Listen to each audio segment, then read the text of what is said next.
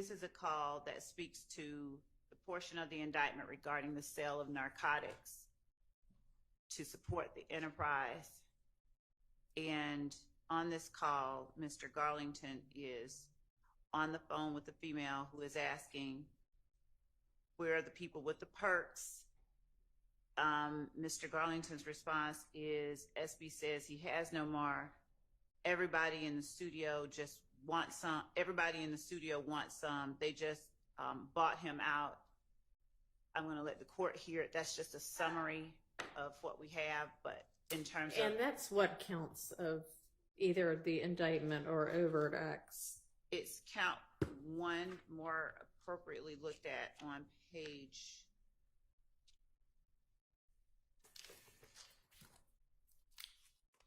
So it's not a separate count, it's just an overt act. Right, but under part 1, the conspiracy, if the court, in both the body of the count itself and underneath the description of the conspiracy, where we list obtaining money, weapons, and other property through acts of racketeering activity, including, inter alia, the unlawful sale and distribution of drugs. Your Honor, to address your question, in overt acts or substantive counts, neither Mr. Stillwell nor Mr. Garlington are charged with distribution of drugs. That's nowhere in the indictment. The conspiracy is described as that. Where? What page of Page 12, I believe, if you have it labeled the way I have it, but it is directly under count 1, after the names are listed and after the statute itself is described, we have in the indictment part 1, the conspiracy, and if the court looks at the 4th bullet point under the paragraph labeled part 1, the conspiracy. And then do you have overt acts that are... We do have some that are drug related. Okay. Not one that describes this particular transaction, but we have some that are drug related. I want to be clear that. Where are those? Which numbers? I'm sorry, act number 3, possession of marijuana with the intent to distribute by Shannon Stillwell. Act number 8, possession of cocaine with the intent to distribute by Antonio Sledge. Also in the counts themselves at the very back, we have count 60, Martinez Arnold, Diamante Kendricks, Jeffrey Williams charged with possession of cocaine. They are also charged with... Right. It just, possession of cocaine doesn't get anybody any money. No. Violation of count 59, violation of the Georgia Controlled Substances Act, possession of codeine with the intent to distribute, count 58, violation of the Georgia Controlled Substances Act, possession of marijuana with the intent to distribute. They are charged with gang activity, to wit, possession of marijuana with the intent to distribute, possession of codeine with the intent to distribute. All right, and so this would be evidence simply of the pattern of racketeering activity by members of the alleged RICO enterprise? Yes. Okay. Your Honor, I'll point out that these are different individuals, different types of drugs, and from absent the count that the count involving Mr. Williams from 2022, those other examples of drug-related overt acts are from approximately 9 years before this wiretap.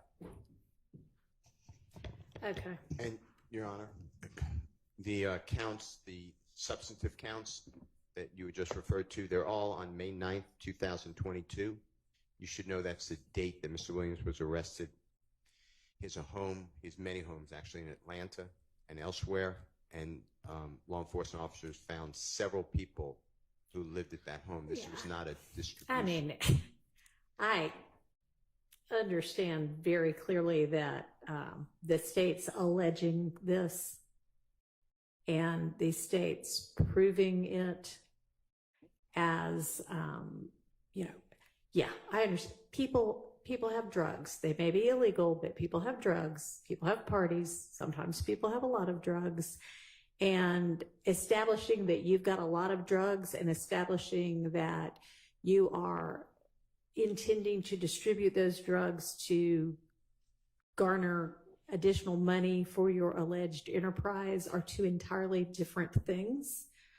That'll be up to the jury to decide. They can offer their proof. I mean, that's not what I'm here to decide. I'm here to decide, is it admissible under the rules of evidence? So I hear what you're saying.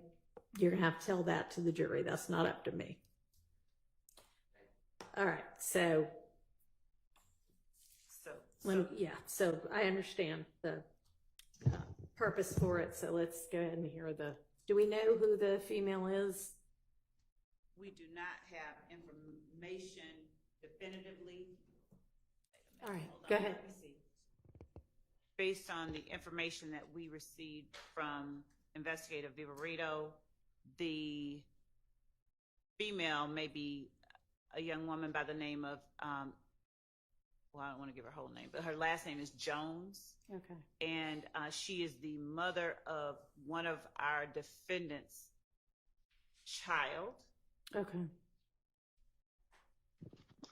Hello. Where the hell you going? Right here finna go. Everybody finna go. They finna go to Coca-Cola. We got now. Okay, where the nigga with the Percocet? Huh? Where the nigga with the Percocet? Huh? Where the nigga with the Percocet? If he say he ain't got no more. He don't got no more. Yeah. We Okay, at the studio. We at the studio. You know you gonna say like. I'm outside the studio. You just seen me run out then. Right, that's why I said where you going. So you don't know nobody else that got some?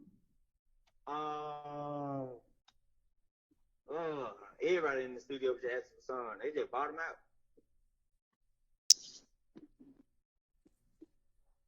And I stopped at 52 seconds, but it was just after he said they just bought him out.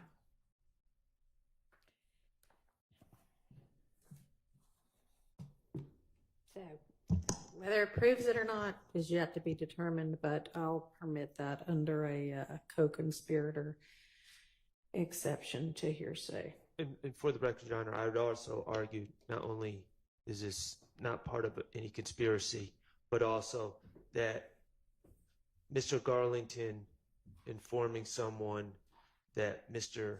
Stillwell is out of pills is not in furtherance of him selling pills. No, but it might establish that it's something that he typically does. I understand why the state wants it in, to show that my client's a drug dealer, which is why I want it out. But the hook for admissibility is that it's in furtherance of the conspiracy, as I understand the law of co-conspirator statements, and I don't believe it's in the furtherance of any conspiracy. What is the state's response to that? That in asking for the pills, where are the pills, and in giving the information that the studio, they just bought him out, they are furthering the conspiracy by requesting more to be re-upped and getting information about where they are in terms of their supply. This furthers the conspiracy, that aspect of the conspiracy wherein they sell or distribute narcotics to gain money, weapon, or other property through racketeering activity, including the unlawful sale and distribution of drugs. Well, that doesn't work for 801D2E. The declarant needs to be part of the conspiracy. Someone requesting pills from Mr. Garlington is not in any way, under any argument, cannot be part of any YSL conspiracy. A buyer and a seller are not part of the same conspiracy. And so we have an unknown declarant who's seeking to buy pills, and the state is seeking to admit their statements as part of a conspiracy. And I don't believe that fits under the hearsay exception. Your Honor, the conspiracy is not the interaction between those two people. The conspiracy is the broader conspiracy of the YSL enterprise and how they conduct their operations. So in as much as they sell and distribute narcotics to gain property and other activity, the conversation wherein Mr. Garlington is attempting to gain more narcotics, or this young woman is asking where the Percs at. She's trying to get narcotics from a YSL member, and Mr. Garlington is saying that Shannon says, or SB says, he doesn't have any more, but everybody in the studio wants some. They just bought him out. If the court considers the Georgia Supreme Court's liberal standard applied to determining whether or not their statements in some way further the conspiracy, the statements can be construed to mean we're trying to re-up.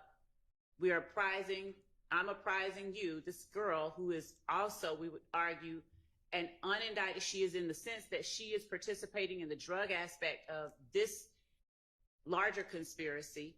She is participating in an effort to continue the sale or distribution of drugs within the YSL enterprise.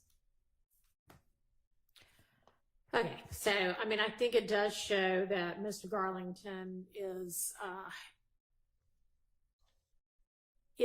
involved in, has knowledge of SB's supply chain, and when he has it and when he doesn't, and what has just happened. They've just been bought out. I'm going to permit it. Again, whether that's an ultimately successful and convincing argument is for the jury.